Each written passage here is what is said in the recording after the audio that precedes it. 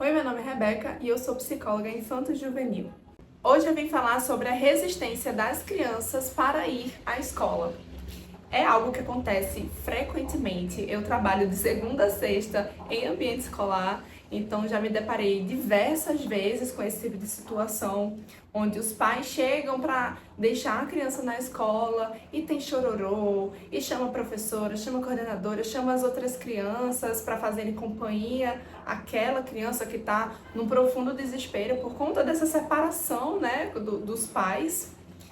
E isso é muito frequente de acontecer, é muito comum, é muito mais comum do que você imagina. Pode ter certeza que não é só com a sua família, não é só com o seu filho ou a sua filha que isso acontece.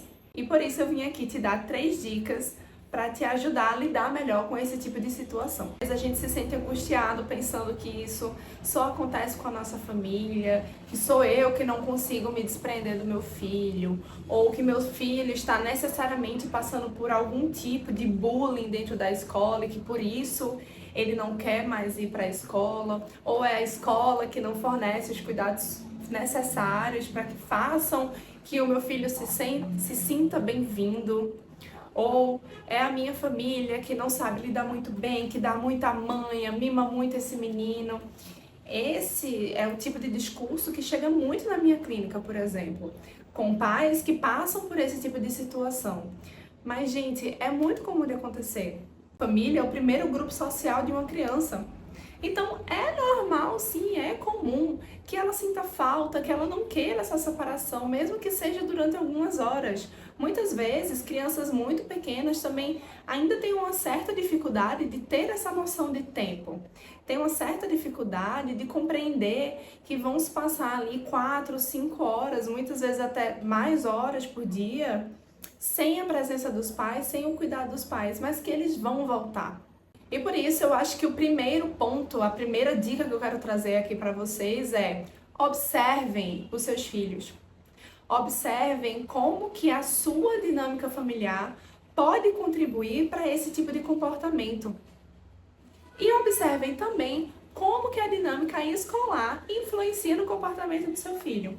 Às vezes, de fato, a gente não pode excluir a possibilidade dele estar passando por algum tipo de dificuldade de aprendizagem ou dificuldade nas relações sociais. Como também é possível que esse filho de fato seja muito apegado à família e que essa família talvez não tenha ainda as condições ou as habilidades necessárias para fazer um bom manejo desse comportamento, um bom manejo dessa separação. Observar é importante.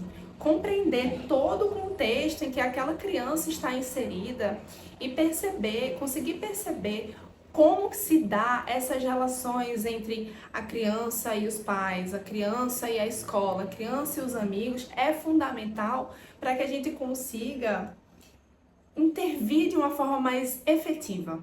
O segundo ponto que eu quero trazer é previsibilidade. Como eu falei anteriormente, crianças muito pequenas ainda não têm essa noção de tempo e de espaço. Então, muitas vezes é preciso que a gente crie um quadro de rotinas juntamente com a criança, que mostre ali todos os afazeres que ela tem naquele dia, todas as tarefas que ela precisa fazer, todos os horários, para que se torne de alguma forma mais concreto, mais palpável para essa criança tudo que vai acontecer naquele dia. E talvez esse quadro de rotinas, essa previsibilidade do que vai acontecer, seja apaziguadora, dê um pouco mais de segurança para essa criança. Então, por isso que eu falo que a previsibilidade, o quadro de rotinas, a transparência na comunicação é muito importante para lidar com essa resistência em ir à escola. E o terceiro ponto, não menos importante, é estabeleça boas relações com a escola, com a coordenação pedagógica, porque eles podem sim te ajudar nesses momentos.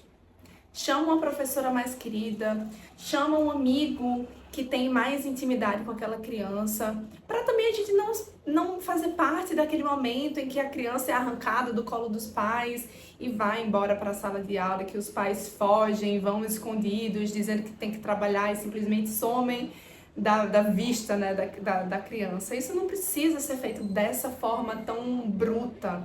Então peça ajuda à equipe escolar. Ela é sempre bem-vinda. E claro, não podemos esquecer da possibilidade real dessa criança estar passando por alguma dificuldade muito intensa na escola ou em casa.